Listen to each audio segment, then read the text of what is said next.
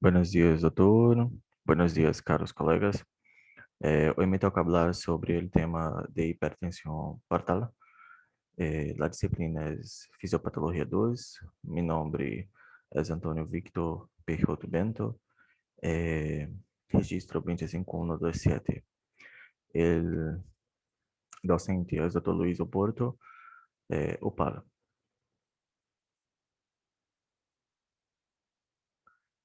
Introducción. La hipertensão portal não é uma enfermidade em si mesma. Em realidade, representam uma complicação de várias enfermidades. Entre as afecções que podem desenvolver-se com a hipertensão do sistema portal, destacam a cirrose, a hepática ou a hepatoesplênica de la esquistosomiasis, as neoplasias del hígado, vias biliares ou pâncreas, fenômenos tromboembólicos de la vena porta e enfermidades suprahepáticas, como insuficiência do coração direito e oclusão da vena cava inferior, devido a trombos ou tumores. Todavia, existem muitas outras enfermidades que podem dificultar o fluxo da vena porta e provocar um aumento de pressão em todo o sistema venoso, que desemboca em vaso e que não tem válvulas. Definição.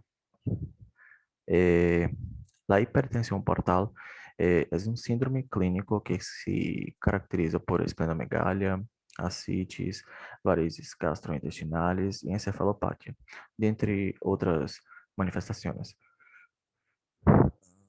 e que se define por um gradiente de pressão venosa hepática maior de 5 milímetros de mercúrio. Bases anatômicas e fisiológicas. O líquido recebe irrigação sanguínea mediante dois circuitos. El primer circuito es el de la vena porta. La vena porta, responsable pela sangre venosa, contribui aproximadamente com 2/3 do fluxo sanguíneo hepático total. Tiene um diâmetro que varia entre 1,5 centímetros e uma longitude que varia entre 6 e 8 centímetros.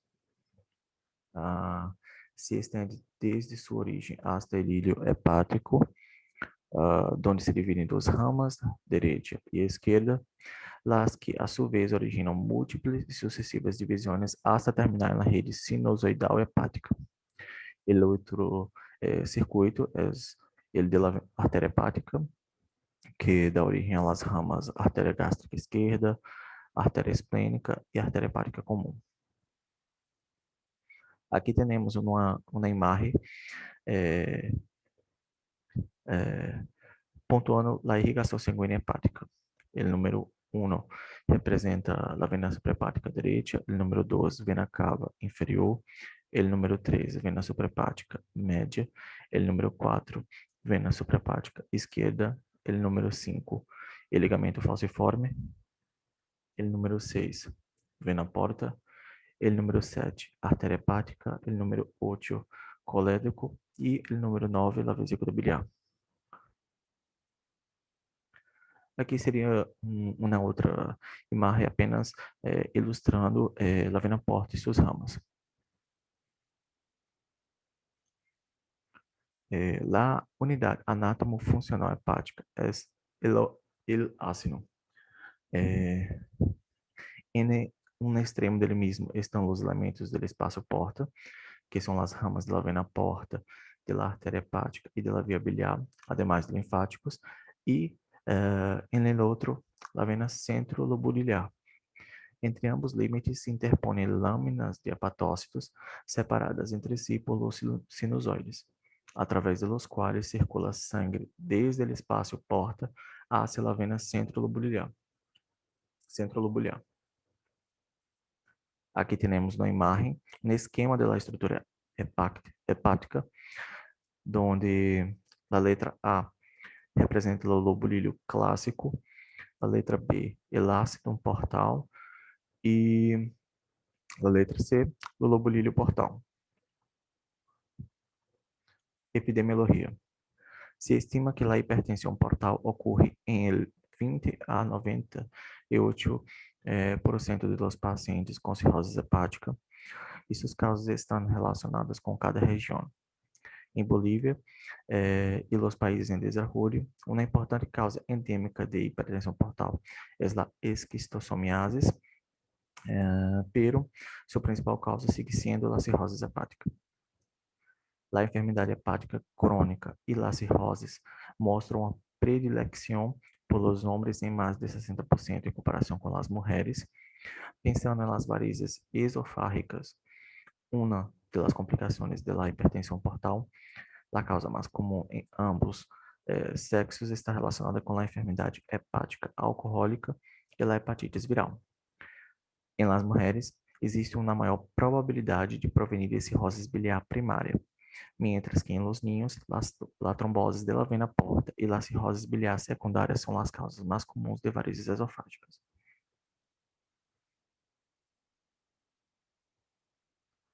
Fisiopatologia. Para hablarmos da fisiopatologia da hipertensão portal, temos que pontuar alguns conceitos, como a lei de Ohm. De acordo com a lei de Ohm, o gradiente de pressão entre dois pontos de um vaso sanguíneo é consequência da interação entre o flujo sanguíneo F e a resistência R, que se opõe a dicho flujo.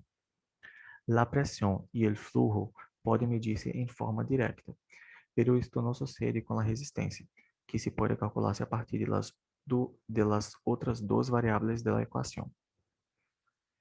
Os parâmetros que determinam a resistência ao flujo estão considerados em la lei de Poiseuille, onde N representa o coeficiente de viscosidade, L, longitude do vaso, R, rádio do vaso.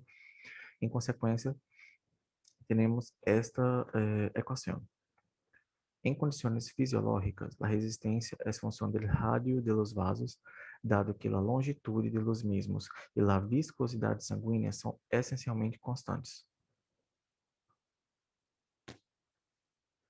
O líquido é o principal sítio de resistência ao flujo portal e normalmente se comporta como uma ampla rede vascular distensible e de escassa resistência. Não tem um rol ativo em la regulação do flujo portal, que depende da resistência arteriolar esplâncnica, cujas variações regulam o flujo arterial e, consequentemente, o flujo venoso portal. Dada a capacidade que o hígado normal possui para adaptar sua resistência aos cambios do flujo portal, as variações de pressão portal ante os cambios de flujo arterial esplâncnico são mínimas. Durante a evolução das enfermidades hepáticas crônicas, se produzem alterações estruturais e funcionais a nível hepático e esplâncnico, que resultam, por uma parte, em aumentos da resistência ao flujo portal e, por outra, em incrementos de influxo sanguíneo venoso portal.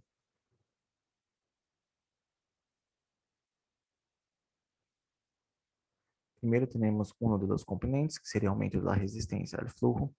E o aumento de resistência ao flujo portal a nível intrahepático tem dois componentes. Um estrutural, originado em la distorção da arquitetura vascular provocada por la fibrose e los nódulos de regeneração, e outro funcional, generado em el incremento del tono vascular de la microcirculação, causado por la disfunção endotelial. Com relação ao componente anatômico da fibrose hepática, os cambios morfológicos são o fator mais importante para o incremento da resistência vascular no líquido cirrótico. A fibrose resulta de uma excessiva acumulação de matriz extracelular a expensas principalmente de colágenos do tipo 1, 3 e 4. O depósito de colágeno leva à la formação de tabiques fibrosos, em los quais há vasos de neoformação que funcionam como shunts intrahepáticos e que, ao reduzir a perfusão sinusoidal, contribui à insuficiência funcional hepática.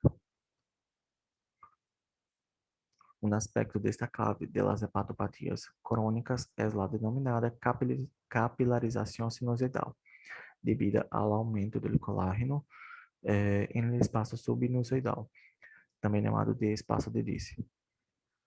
El aumento genera a formação de uma membrana basal, que atua como barreira estrutural para o intercâmbio entre os hepatócitos e o sinusoide. Ademais, e como consequência dele ensancheamento do espaço de Disse, ele calibre sinusoidal pode reduzir-se.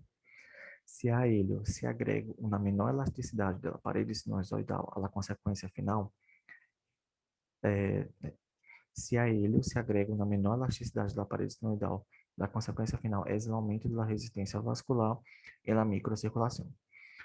Además, a capilarização pode dificultar o drenaje linfático e causar edema do espaço de Disse, contribuindo também ao aumento da resistência vascular.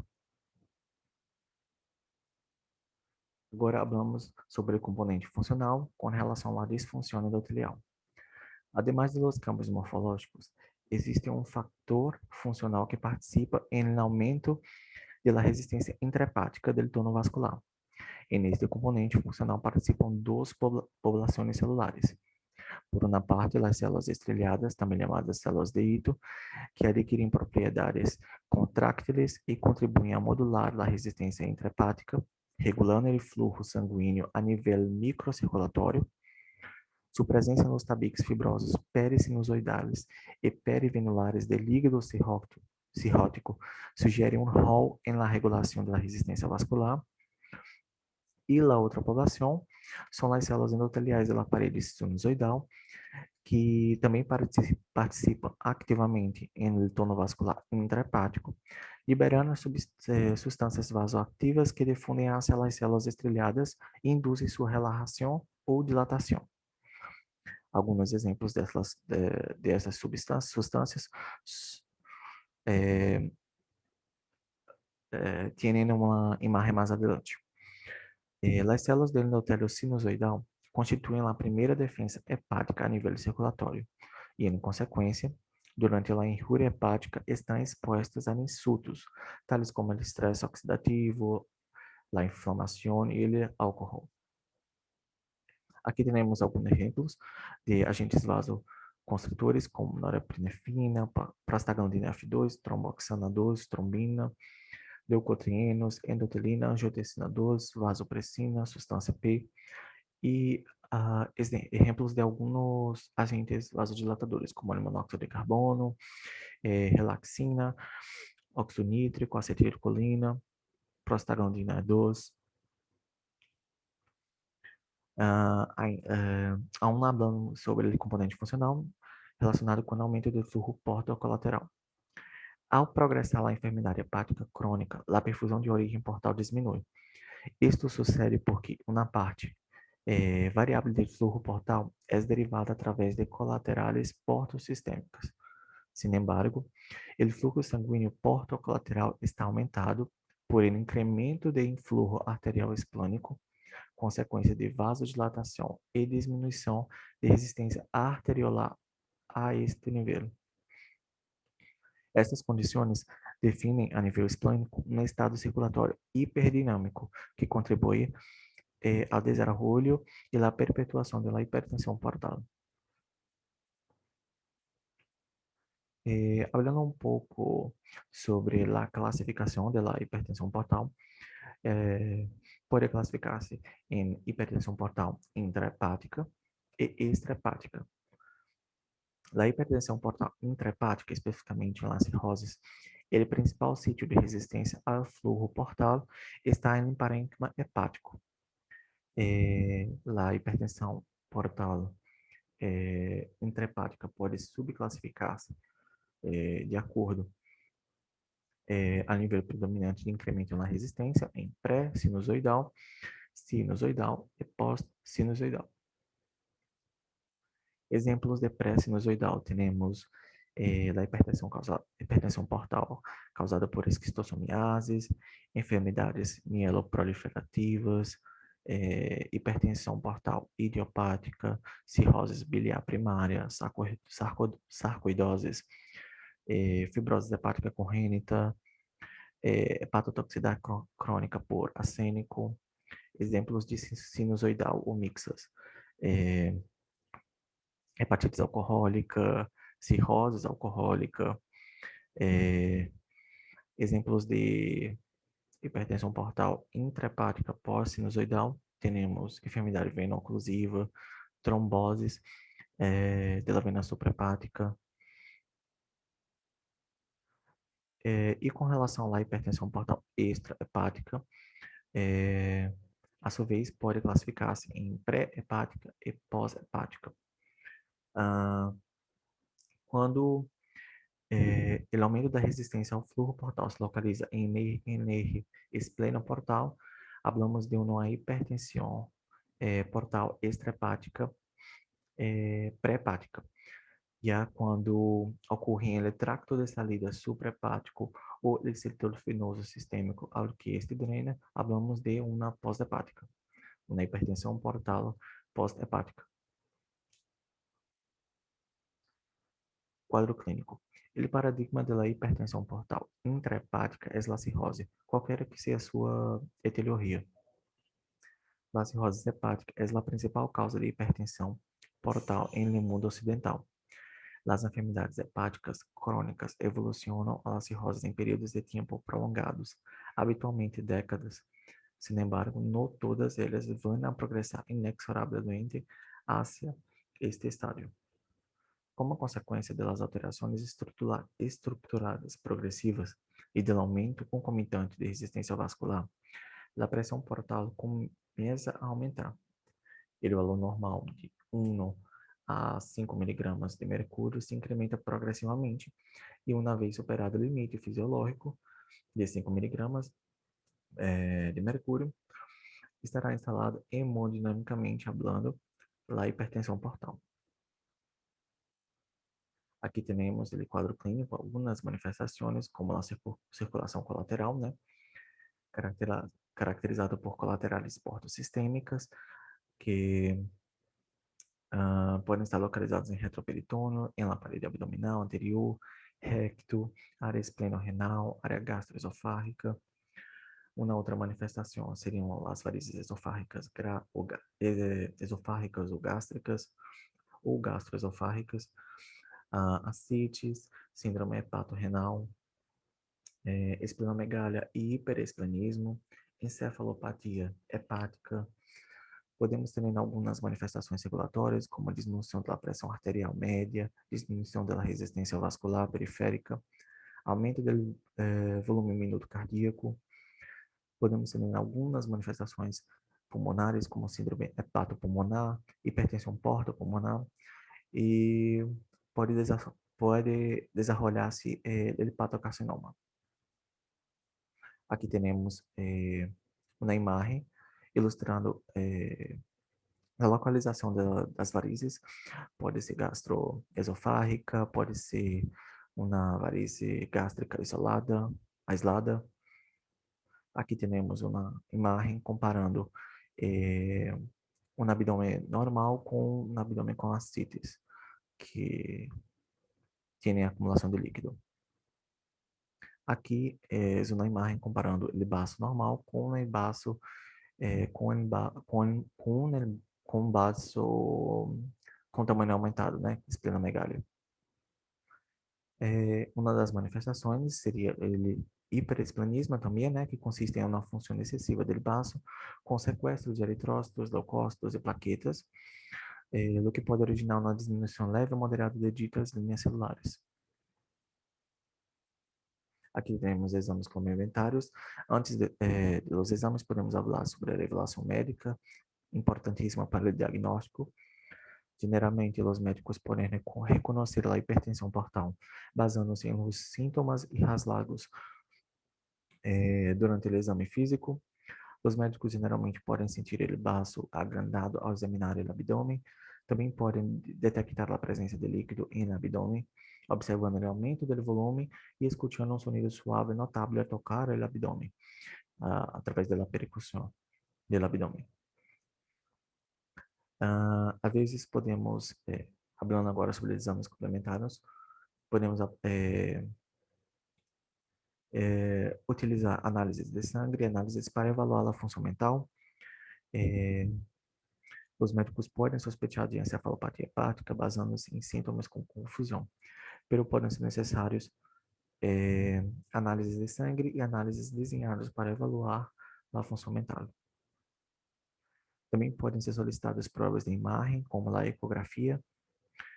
Se pode realizar uma ecografia para evaluar o fluxo sanguíneo em la vena porta e os vasos adyacentes e para detectar a presença de líquido no abdômen. A ecografia, a ressonância magnética ou a tomografia computadorizada se podem utilizar para buscar vasos colaterais. Com menos frequência, pode se insertar um cateter através de uma incisão no coelho e se avançar através dos vasos sanguíneos hasta el líquido para medir a pressão nos vasos sanguíneos portáveis. Tratamento. O tratamento pode estar voltado para el sangrado, para retardar el sangrado, transfusões sanguíneas, e endoscopia. O sangrado de varizes esofágicas é uma emergência clínica.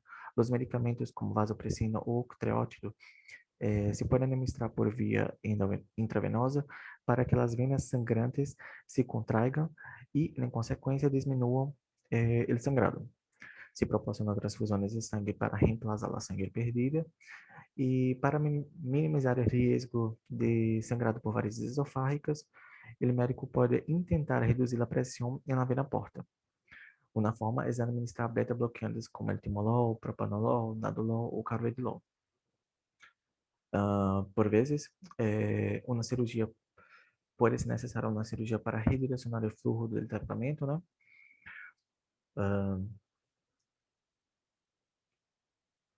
Se o sangrado continua ou tem recorrências repetidas, se pode realizar um procedimento chamado derivação porto-sistêmica para conectar a vena porta ou uma de suas ramas a uma vena em la circulação geral. Isso desvia a maior parte da sangue que normalmente ingressa ao hígado. Esta desviação, chamada bypass, diminui a pressão em la vena porta, já que a pressão na circulação geral é muito menor. E com relação ao tratamento, algumas vezes pode ser necessário o transplante de hígado. Prevenção. Prevenção. A causa mais frequente de hipertensão portal é a cirrose hepática. Evitar os fatores favorecedores do desenvolvimento de cirroses, como o álcool ou as infecções crônicas por el vírus da hepatitis B e C, contribui a evitar o desenvolvimento desta enfermidade. Aqui temos um mapa mental, focando agora em fisiopatologia, onde a enfermidade está conectada intrinsecamente com o balanço das substâncias vasodilatadoras e vasoconstritoras. Temos fatores como a diminuição da responsividade endotelial, aumento de vasodilatadores locais e aumento de vasodilatadores circulantes, que vão levar a aumento do fluxo portal, aumento do fluxo sanguíneo portal, que por sua vez vão aumentar a resistência vascular periférica. Aqui temos a bibliografia. Graças por sua atenção.